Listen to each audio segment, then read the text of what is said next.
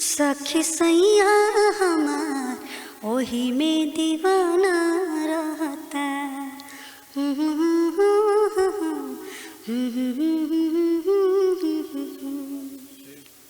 का ये सखी बड़ा खुश लागता, का बात पे हो?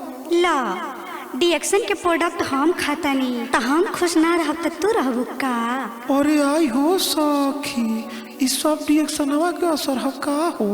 तब का बुझलू हा, हमार सब परिवार तो डिएक्शने के प्रोडक्ट खा खा के स्वस्थ और मस्त भइल बा।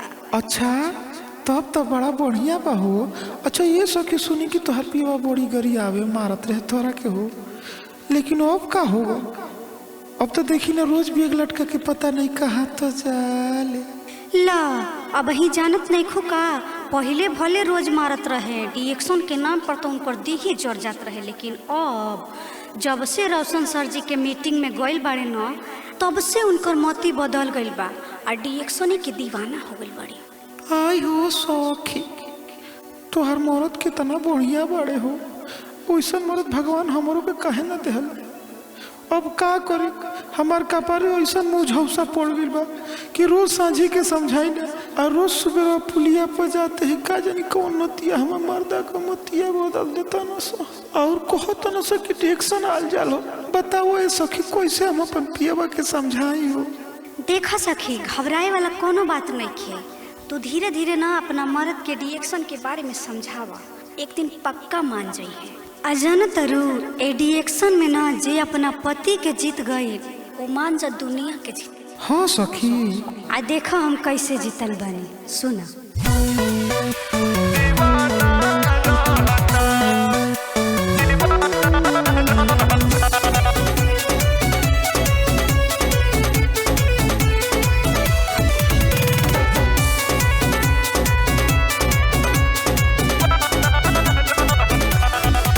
जब से मीटिंग देखे सखी चल गइल बा, हमरा राजा के मोती बदल गइल बा।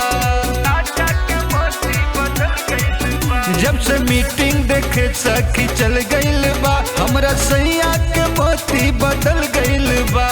कितना बढ़िया मिशन समझाना रहता, अब डिएक्शन में खाना अब बताना रहता। सखी सैया हमार ओही में दीवाना रहता, सखी पियावा अब तो ओही में दीवाना रहता। देखो सखी धर्मशीला दीदी, बसंती दीदी, सविता दीदी, सीता दीदी, पूनम दीदी, आई कुंदन वो भौजी, सब केहू अपना अपना मर्द के समझा के और आज कहाँ से कहाँ भेज देंगे। पहले मारे पियावा गोरिया में पियावा, अब डिएक्शन में बात बतियावे पियावा। पहले मारे पियावा गोरिया में पियावा, उहे प्यार में हमरो से बतियावे पियावा। अब तो मीटिंग में आना रोज जाना रहता, सुबह हो शाम फोनवे पे बतियाना रहता। सखी सैया हमार ओही में दीवाना रहता, सखी पियावा अब तो ओही में दीवाना रहता। और तो और है नितेश भैया, मनोज भैया, फिरोज खान, वरुण मौर्य, सनी मौर्य जी, सब केहू डिएक्शन के माध्यम से लाखों रुपया कमात बा। सैया मनल बाड़े हो, अब जनल बाड़े हो, सुन के मीटिंग रोशन गुरु जी के ठनल बाड़े हो। सैया मनल बाड़े हो, अब समझल बाड़े हो, बतिया सीता सविता दीदी के गठिया बनल बाड़े हो। पूनम दीदी के सिस्टम